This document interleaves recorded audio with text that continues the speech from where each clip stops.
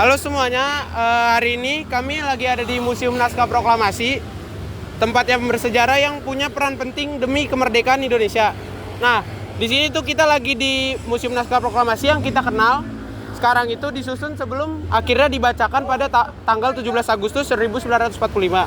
Penasaran kan gimana ceritanya? Yuk ikut kami explore museum ini. Oke, jadi sebelum kita lanjut, perkenalkan dulu. Saya Mualtio Melvin Immanuel, absen 24. Saya Rachel, absen 27. Saya Claudia, absen 30. Saya Ripka, absen 29. Saya Elizabeth Jocelyn, absen 12. Selamat menyaksikan.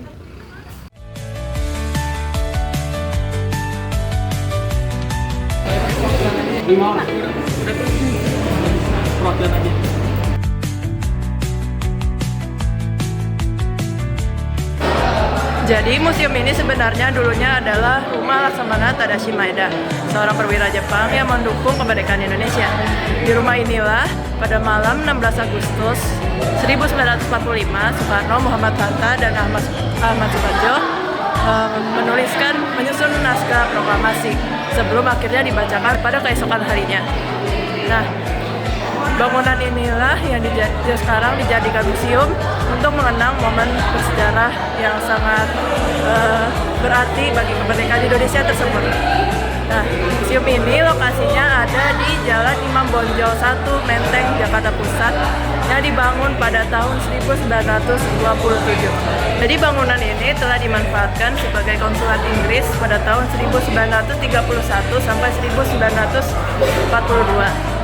Lalu menjadi rumah Laksamana Tadashi Maeda pada tahun 1942.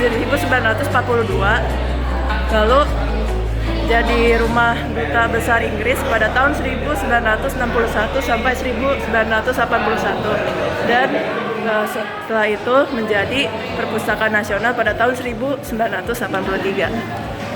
Nah, saat kontak rumah Duta Besar Inggris akan segera berakhir, maka pada Desember 1981 diadakanlah rapat koordinasi untuk membahas pengalihfungsian gedung ini. Dan pada akhirnya pengelolaan gedung ini diserahkan ke Direktorat Pemusiuman pada tanggal 26 Maret 1987 dan resmi ditetapkan sebagai Museum Perumusan Naskah Proklamasi. Nah, jadi teman-teman, ini adalah ruang tamu yang diadakan waktu sebelum hari-hari sebelum proklamasi. Nah, ini adalah hari untuk Soekarno bertemu dengan Maeda. Nah, seperti kita lihat ini.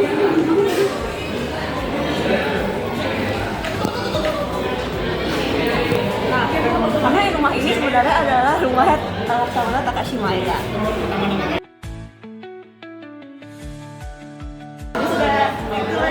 Ada layar interaktif lagi yang bisa kita interaksikan, nah supaya kita bisa melihat sejarahnya lebih lanjut lagi.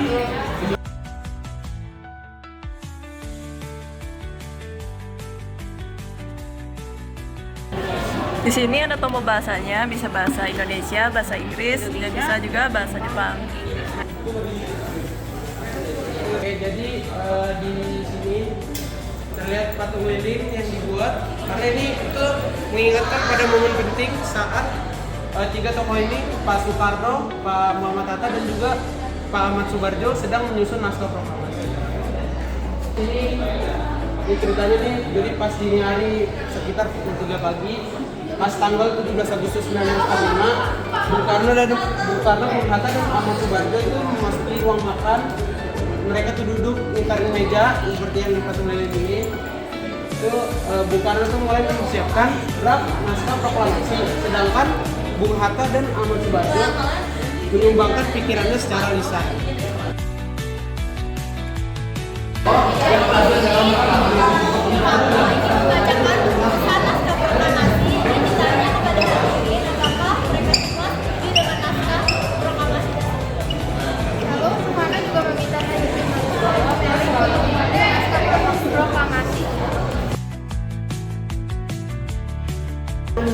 Oh, ini adalah proses pemetikan naskah proklamasi yang diketik oleh Sayuti Sari.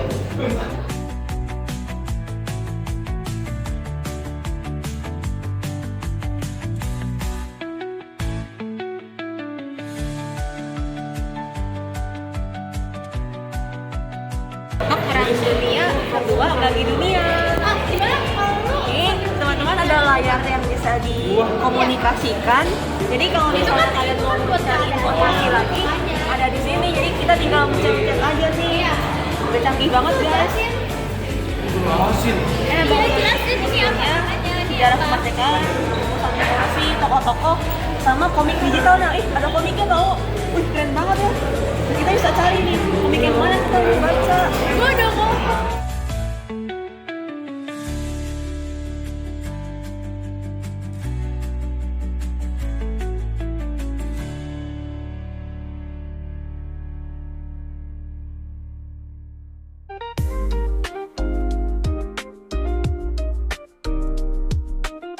Kalian kalau mau mencari informasi lebih lanjut tentang proklamasi kemerdekaan Indonesia, kalian bisa datang di sini ya. Jangan lupa baca komiknya juga yang ada di sini.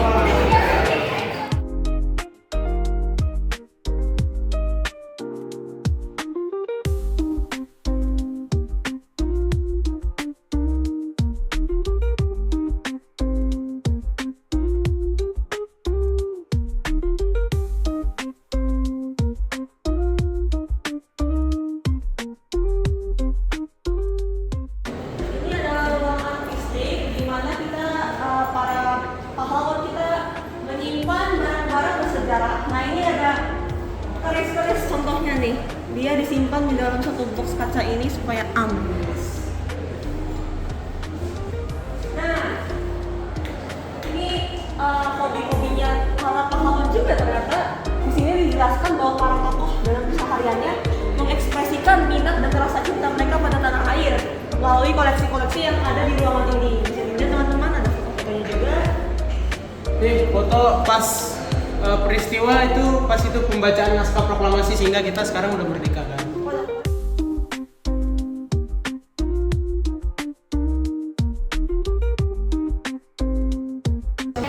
Koleksi yang bermotif belah ketupat.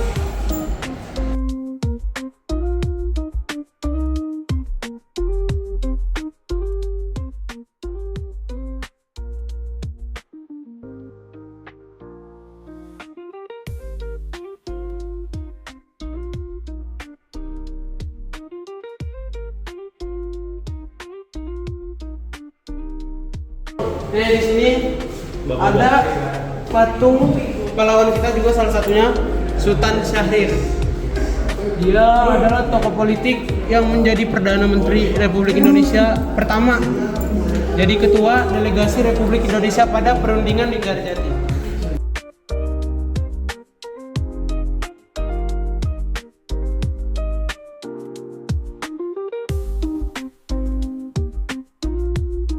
Nah, jadi tuh ini para tokoh dan pejuang-pejuang bisa mendengar berita lewat radio ini.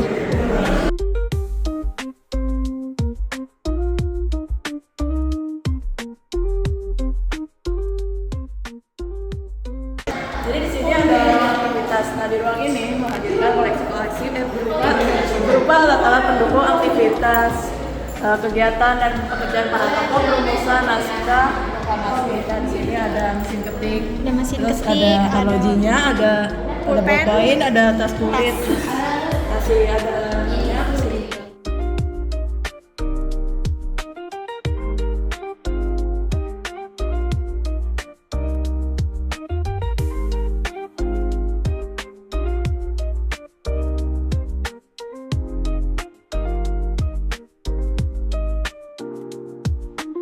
Ini replika naskah proklamasi yang tulisan tangan.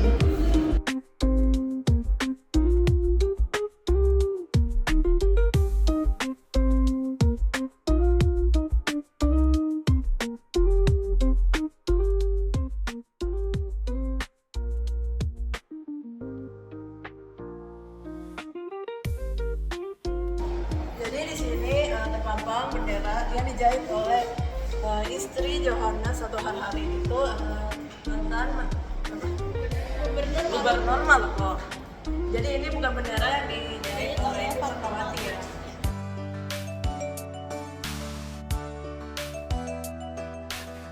Jadi di sini ada 13 tokoh yang dipamerin di museum ini. Nah, 7 tokoh itu udah resmi buat menjadi pahlawan nasional. Contohnya ini Pak Soekarno, Pak Muhammad Hatta, terus ada Supomo. Nah, bisa dibaca di sini lah ya.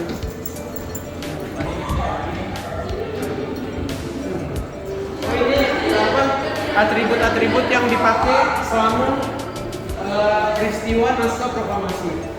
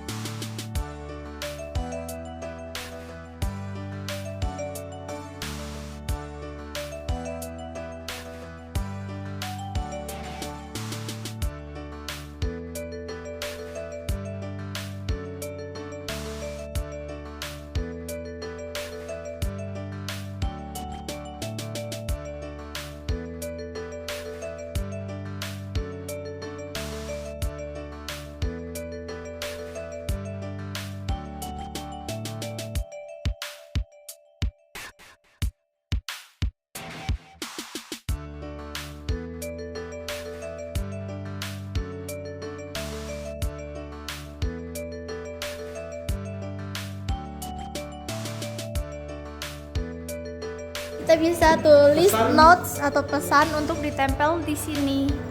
Ada banyak banget. Nulis tuh enggak deh.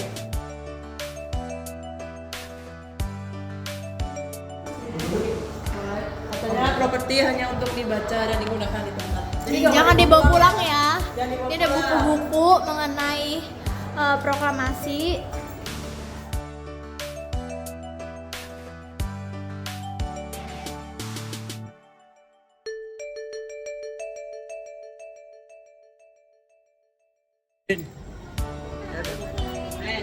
Videoin nih.